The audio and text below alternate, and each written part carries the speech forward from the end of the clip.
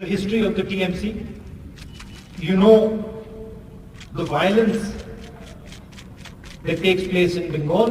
पहले ये कि राहुल गांधी ने ममता बनर्जी पर ताबड़तोड़ हमले शुरू कर दिए। देखिए, आपको समझना ये पड़ेगा कि राहुल जी एक ऐसे लीडर है इस देश के जो पहले तोलते हैं फिर बोलते हैं।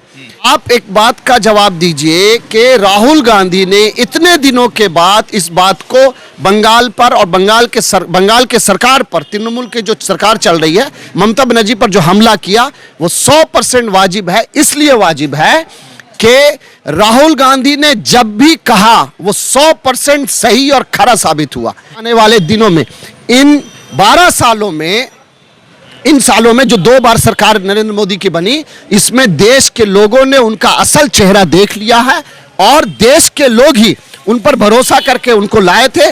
देश के लोग ही उनको फिर लात मार के बाहर भी निकाला। दुनिया ये जान चुका है कि नरेंद्र मोदी की सरकार सिर्फ और सिर्फ लोगों को डिवाइड करके, बरगला करके, भारत के सामाजिक ताने बाने को बर्बाद करके, गंगा जमनी तहजीब को तहस नहस करके देश को बर्बाद करना चाहती है। मगर जब तक राहुल गांधी जैसे लीडर हमारे साथ हैं, इस देश के साथ हैं, नौजवानों के साथ है, इस देश का कोई कुछ नहीं बिगाड़ सकता। पहले ये कि राहुल गांधी ने ममता बनर्जी पर ताबड़तोड़ हमले शुरू कर दिए। देखिए, आपको समझना ये पड़ेगा कि राहुल जी एक ऐसे लीडर है इस देश के जो पहले तोलते हैं फिर बोलते हैं। सिर्फ और सिर्फ कांग्रेस के, तृणमूल कांग्रेस मुसलमानों को एनआरसी के नाम पर डरा करके, मुसलमानों को बांग्लादेश भगा देने के नाम पर वोट लेने का काम कर सकती है। क्योंकि इन्होंने ये साबित किया है कि जहां जहां कांग्रेस का डायरेक्ट बीजेपी के साथ लड़ाई होता है, वहां ममता बनर्जी जा करके कांग्रेस के वोट शेयर को बर्बाद करने का और बीजेपी को फायदा दिलाने का काम करना। अच्छा, तो ये राहुल गांधी ने कहा कि पश्चिम बंगाल करप्शन चल रहा है और ममता बनर्जी भाजपा को जीत दिलाने के लिए आई है और गोवा में भी लाखों करोड़ों रुपया खर्च कर ममता बनर्जी ने वहां पर इलेक्शन लड़ा, एक भी सीट नहीं जीता और कांग्रेस की सरकार गिरा दी, ये राहुल जी कह रहे। तो इसको किस तरह से देख रहे, क्या ये सत्य है? नहीं, असत्य है ना। ये मैंने क्या कहा कि राहुल जी जो बोलते हैं पूरा अध्ययन करके बोलते हैं। इससे पहले के जो इलेक्शन मेघालय में हुआ था, उस वक्त ममता बनर्जी 12 कांग्रेस के एमएलए को खरीदे और बीजेपी को बेचकर चले आए। वहां कांग्रेस की सरकार नहीं बन सकी। गोवा में गए और 3% वोट शेयर काट करके कांग्रेस को नीचे रख दिया। 6% लगभग वोट शेयर है, जो भी उसी में कुछ ऊपर नीचे। उसके बाद त्रिपुरा जाके उन्होंने कोशिश किया, पिछले बार भी बीजेपी को फायदा दिला करके आ गए। आप एक बात, मेरा ये पूरा बात और राहुल जी का बात ये कैसे साबित होगा हम आपको कि बीजेपी के साथ इनका कितना अंडरस्टैंडिंग है। हिंदुस्तान का तकरीबन सैकड़ों सेकुलर पार्टीज भारत जोड़ो यात्रा को और राहुल जी को अप्रिशिएट किया। आप मुझे एक बाइट या ममता बनर्जी का, जबकि तृणमूल के नीचे के वर्कर ने भारत जोड़ो यात्रा को दिल से समर्थन किया, भारत जोड़ो यात्रा को दिल से समर्थन किया। मगर एक बाइट अभिषेक बनर्जी और ममता बनर्जी का भारत जोड़ो यात्रा के सपोर्ट में बता दीजिए, नहीं बोल सकते। वो क्यों? तरफ नरेंद्र मोदी के लोग ये कहते हैं कि कांग्रेस मुक्त भारत, और दूसरी तरफ ममता बनर्जी भी बार बार ये कहती है कि कांग्रेस को साइन बोर्ड बना देंगे। मेरा ये कहना है कि आखिर हर बात ममता बनर्जी का और दीदी का और मोदी का कैसे मिल जाता को बहुत सारा बात। उधर नरेंद्र मोदी ये कहते हैं कि पकौड़ा बेचना शिल्प होगा, मतलब कारखाना लगेगा, उससे लोगों को रोजगार मिलेगा।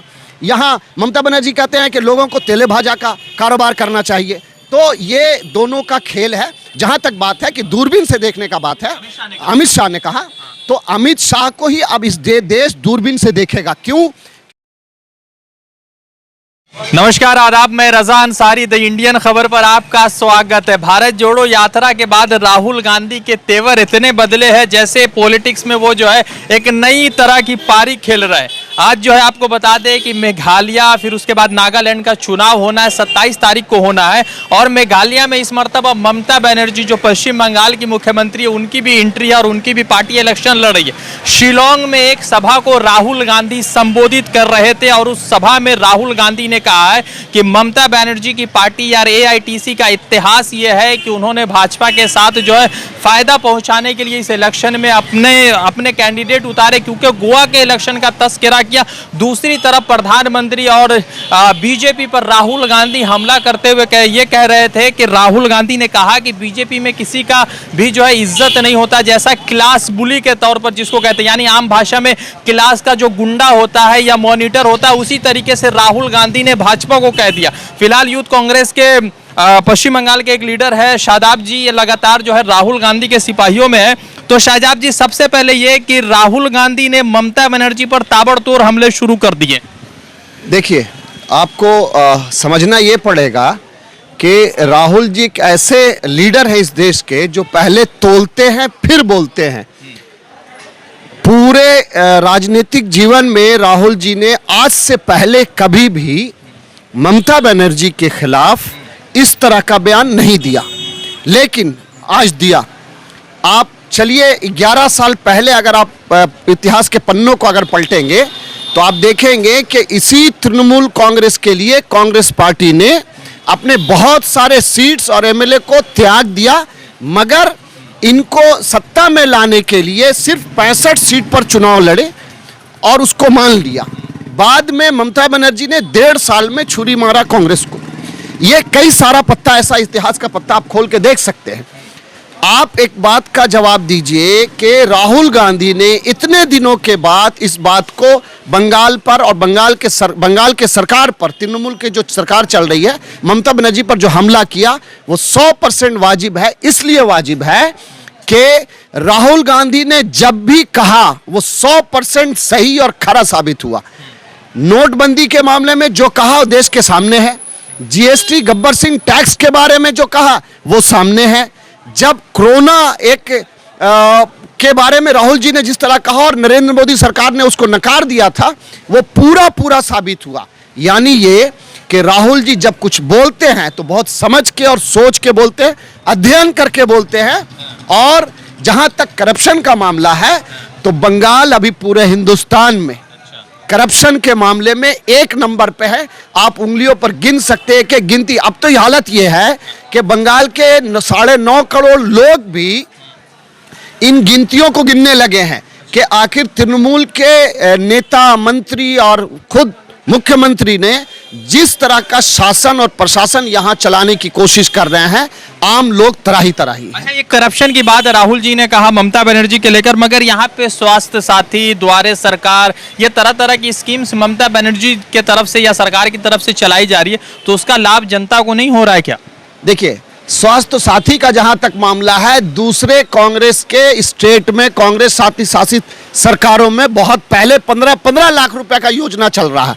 ये पैसा आम लोगों का है और आम लोगों, सरकारों का काम क्या है कि आम लोगों का टैक्स का पैसा आम लोगों तक पहुंचा देना। और इस बात ये भी साबित करता है कि आपके अस्पताल के हालत बद से बदतर हैं। लोग तड़प जाते हैं बेड के लिए, चाहे बाहर में जितना ब्लू और व्हाइट का पेंट हो, जितना लीपा पोती हो, मगर सच्चाई ये है कि मेडिकल के मामले में जो सुविधाएं मिल जाना चाहिए था वो आज तक नहीं मिला है। राहुल गांधी ने कहा कि पश्चिम बंगाल करप्शन चल रहा है और ममता बनर्जी भाजपा को जीत दिलाने के लिए आई है, और गोवा में भी लाखों करोड़ों रुपया खर्च के ममता बनर्जी ने वहां पर इलेक्शन लड़ा, एक भी सीट नहीं जीता और कांग्रेस की सरकार गिरा दी, ये राहुल जी कह रहे। तो इसको किस तरह से देख रहे, क्या ये सत्य है? नहीं, असत्य है ना। ये मैंने क्या कहा कि राहुल जी जो बोलते हैं पूरा अध्ययन करके बोलते हैं। इससे पहले के जो इलेक्शन मेघालय में हुआ था, उस वक्त ममता बनर्जी 12 कांग्रेस के एमएलए को खरीदे और बीजेपी को बेचकर चले आए। वहां कांग्रेस की सरकार नहीं बन सकी। गोवा में गए और 3% वोट शेयर काट करके कांग्रेस को नीचे रख दिया। 6% लगभग वोट शेयर है, जो भी उसी में कुछ ऊपर नीचे। उसके बाद त्रिपुरा जाके उन्होंने कोशिश किया, पिछले बार भी बीजेपी को फायदा दिला करके आ गए। आप एक बात, मेरा ये पूरा बात और राहुल जी का बात ये कैसे साबित होगा हम आपको कि बीजेपी के साथ इनका कितना अंडरस्टैंडिंग है। हिंदुस्तान का तकरीबन सैकड़ों सेकुलर पार्टीज भारत जोड़ो यात्रा को और राहुल जी को अप्रिशिएट किया। आप मुझे एक बाइट या ममता बनर्जी का, जबकि तृणमूल के नीचे के वर्कर ने भारत जोड़ो यात्रा को दिल से समर्थन किया, भारत जोड़ो यात्रा को दिल से समर्थन किया। मगर एक बाइट अभिषेक बनर्जी और ममता बनर्जी का भारत जोड़ो यात्रा के सपोर्ट में बता दीजिए। नहीं बोल सकते वो क्यों सपोर्ट करेंगे? क्योंकि एक मिनट क्यों सपोर्ट करेंगे, इसका जवाब यह है कि ये भारत जोड़ो यात्रा राहुल जी ने उस संघर्ष को 1914 में जो भय का माहौल 1914 में जो डर और भय का माहौल को खत्म करने के लिए गांधी जी इस देश के सरजमीन पर चलने लगे थे और लोगों के साथ जुड़ने लगे थे। आज 2014 से जो इस मुल्क में भय का माहौल बना है, उस भय के माहौल को खत्म करने के लिए, इक्वलिटी के लिए, रोजगार के लिए, महंगाई के खिलाफ, आम लोग और धर्म और जाति के नाम पर जो जुल्म हो रहा है उसके खिलाफ इस देश को जोड़ने की जरूरत है। इसलिए मैं कह रहा हूं कि जब खुद ममता बनर्जी ये कह रहे हैं कि मैं मुसलमानों का बंगाल में 99% काम कर चुका हूं और वो खुद अपने आप को साबित करती हैं कि वो 3.5 करोड़ मुसलमानों के बहुत बड़ी सपोर्टर है, तो जब इस देश में भाजपा के सरकार के जमाने में मुसलमानों के साथ खास तौर से जब जुल्म हो रहा है, तो आप एक बाइट बता दीजिए। अभी जो जुनैद और आसिफ का, जिस तरह ये जावेद और आसिफ का जो हत्या हुआ, जावेद नासिर माफ करिएगा, जावेद और नासिर का हरियाणा में जिस तरह का हत्या हुआ, आपने देखा होगा कि कांग्रेस की सरकार के पुलिस वहां से उनको अरेस्ट करके लेके आती है। क्या एक बाइट है ममता बनर्जी, अभिषेक बनर्जी का? सिर्फ और सिर्फ कांग्रेस के तृणमूल कांग्रेस मुसलमानों को एनआरसी के नाम पर डरा करके, मुसलमानों को बांग्लादेश भगा देने के नाम पर वोट लेने का काम कर सकती है। कांग्रेस के सरकार में इसी बंगाल में 14.5% मुसलमान सरकारी नौकरी में हुआ करते थे, आज 1.5% पर है। क्यों ममता बनर्जी इसको नहीं बढ़ा पा रही है? आप कैसे हमारा विकास करिएगा? ये है ना कि ये 2024 का इलेक्शन है और विपक्ष के बड़े लीडरों में ममता बनर्जी भी शामिल है और राहुल जी का ऐसा टिप्पणी तो उस शामिल को तो तोड़ रहा है ना, मतलब कि शायद कोalition नहीं हो पाएगा या गठबंधन नहीं हो पाएगा। देखिए, बात कोalition की है। कोalition कई बार किया गया। मैंने कहा ना कि सिर्फ 296 सीट के इस विधानसभा पर, बंगाल के विधानसभा में 296 सीट में सिर्फ 64 सीट पर 65 सीट पर हम लोगों ने इलेक्शन लड़ा, सैक्रिफाई किया। उसके बाद भी धोखा हुआ। मगर मैं ये कहना चाहता हूं कि इन पे भरोसा नहीं किया जा सकता। क्यों नहीं किया जा सकता? क्योंकि इन्होंने ये साबित किया है कि जहां जहां कांग्रेस का डायरेक्ट बीजेपी के साथ लड़ाई होता है, वहां ममता बनर्जी जा करके कांग्रेस के वोट शेयर को बर्बाद करने का और बीजेपी को फायदा दिलाने का काम करना। अच्छा, तो ये बताइए कि जैसे ममता बनर्जी के खिलाफ राहुल गांधी ने जिस तरह के धाकड़ तरीके से बयान दिए, इससे पश्चिम बंगाल के कांग्रेस कमेटी में या पश्चिम बंगाल के सियासत में क्या बदल दिखेगा? पश्चिम बंगाल का एक एक कार्यकर्ता कांग्रेस का एक एक कार्यकर्ता हमेशा कांग्रेस पार्टी के लिए आम लोगों की लड़ाई करता रहा और सबसे ज्यादा तृणमूल कांग्रेस के जमाने में कांग्रेस पार्टी के लोग जेल और मुकदमों में फंसे हुए हैं। अभी सागर दिग्गी का एक इलेक्शन चल रहा, बाई इलेक्शन मुर्शिदाबाद में, वहां हमारा एक यूथ कांग्रेस का साथी, वो हमारा भी कलीग रहा, वो नमाजी, 5 वक्त का नमाजी आदमी को 3 बजे भोर में रेप केस में पुलिस उठा के लेके जाती है। जबकि मेरे पास ये रिपोर्ट है, हमने ये पता किया कि 5 दिन से उस ओसी पे प्रेशर बनाया जा रहा था, मगर वो ओसी अच्छा आदमी था, नहीं कर पा रहा था अरेस्ट। बहुत प्रेशर बनने के बाद मजबूरन उस ओसी को ये काम करना पड़ा, नहीं तो वो नौकरी से भी हाथ धो देता। चलिए, राहुल गांधी ने ये भी कहा है कि भाजपा में कोई भी किसी का इज्जत नहीं है। दूसरी तरफ अमित शाह ने नागालैंड में कहा कि 2024 के इलेक्शन के बाद कांग्रेस को दूरबीन से खोजना पड़ेगा। देखिए, एक तरफ नरेंद्र मोदी के लोग ये कहते हैं कि कांग्रेस मुक्त भारत, और दूसरी तरफ ममता बनर्जी भी बार बार ये कहती है कि कांग्रेस को साइन बोर्ड बना देंगे। मेरा ये कहना है कि आखिर हर बात ममता बनर्जी का और दीदी का और मोदी का कैसे मिल जाता को बहुत सारा बात। उधर नरेंद्र मोदी ये कहते हैं कि पकौड़ा बेचना शिल्पो होगा, मतलब कारखाना लगेगा, उससे लोगों को रोजगार मिलेगा। यहाँ ममता बनर्जी कहते हैं कि लोगों को तेले भाजा का कारोबार करना चाहिए। तो ये दोनों का खेल है। जहां तक बात है कि दूरबीन से देखने का बात है, अमित शाह ने कहा, तो अमित शाह को ही अब इस देश दूरबीन से देखेगा। क्यों?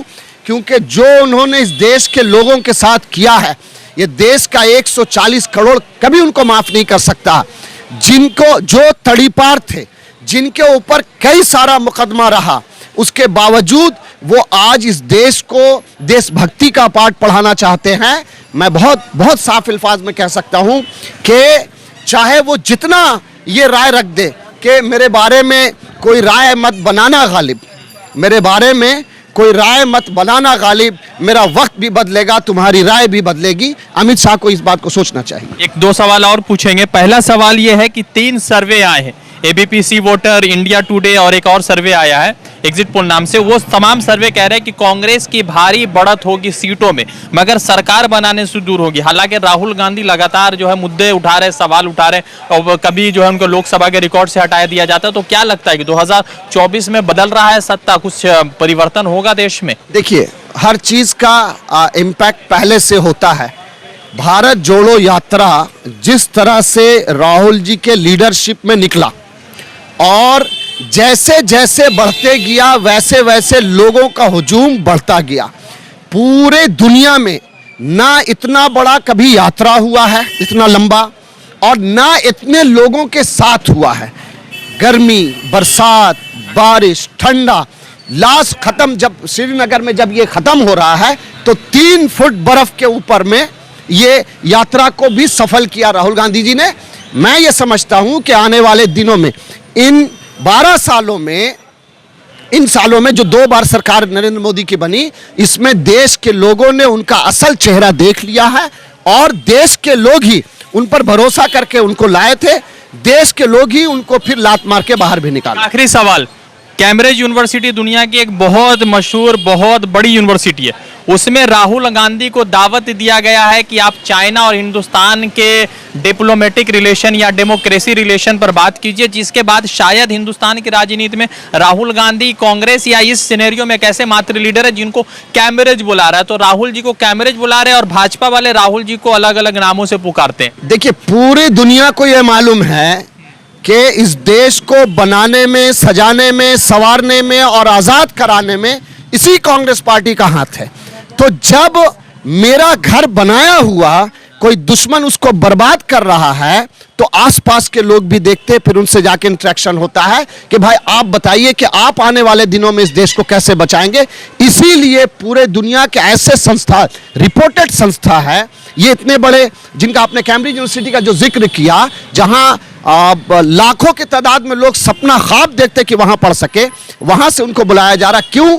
क्योंकि वो भी ये जानते हैं कि ये देश अनेकता में एकता को रखता है, आपसी प्यार मोहब्बत को बना करके रखता है। चर्चिल ने क्या कहा था देश आजाद के टाइम में कि 4-6 महीनों में इस देश पर गुंडों का हुकूमत हो जाएगा।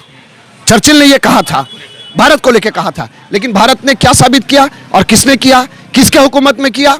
कांग्रेस पार्टी की हुकूमत में किया। तो पूरा दुनिया ये जान चुका है कि नरेंद्र मोदी की सरकार सिर्फ और सिर्फ लोगों को डिवाइड करके, बरगला करके, भारत के सामाजिक ताने बाने को बर्बाद करके, गंगा जमनी तहजीब को तहस नहस करके देश को बर्बाद करना चाहती है। मगर जब तक राहुल गांधी जैसे लीडर हमारे साथ हैं, इस देश के साथ हैं, नौजवानों के साथ है, इस देश का कोई कुछ नहीं बिगाड़ सकता। हाँ, इनके रहते भर में जो नुकसान हुआ है उस नुकसान को उठाना पड़ रहा है लोगों को, मगर हम लोग मिल करके राहुल जी के कांधे से कांधा मिला करके फिर इस देश को ऊपर लेके जाएंगे, आगे की तरफ लेके जाएंगे। तो लगातार पूरे देश भर में देखा कि जिस तरह से राहुल गांधी भारत जोड़ो यात्रा को संपन्न करके आए तो उनके मिजाज जो तेवर वाले हैं, जो सियासी मिजाज है, वो बिल्कुल बदले हुए दिख रहे थे। पहले शायद राहुल द्रविड़ की तरह जो है राहुल गांधी खेल रहे थे, मगर अब विराट कोहली या डिविलियर्स की तरह राहुल गांधी धुआंधार तरीके से अलग अलग अपोजिशन के लीडरों पर बयान देते नजर आ रहे। ममता बनर्जी पर लेटेस्ट बयान जो शिलोंग में उन्होंने मेघालय के इलेक्शन से कुछ घंटे कबल दिया, तो ये तमाम चीज दर्शा रहा है कि 2024 के लिए राहुल गांधी क्या सोच रहे हैं और दूसरी तरफ जो है वो अपोजिशन लीडर क्या सोच रहे हैं। कैम्ब्रिज में राहुल गांधी का जो है लेक्चर होना है, लेक्चर को लेकर जयशंकर जी भी इंतजार कर रहे हैं, विदेशी मंत्री, और देश भी इंतजार कर रहा है कि राहुल जी क्या बोलने वाले। रज़ान सारी की रिपोर्ट, द इंडियन खबर के लिए। द इंडियन खबर, सच आपके सामने।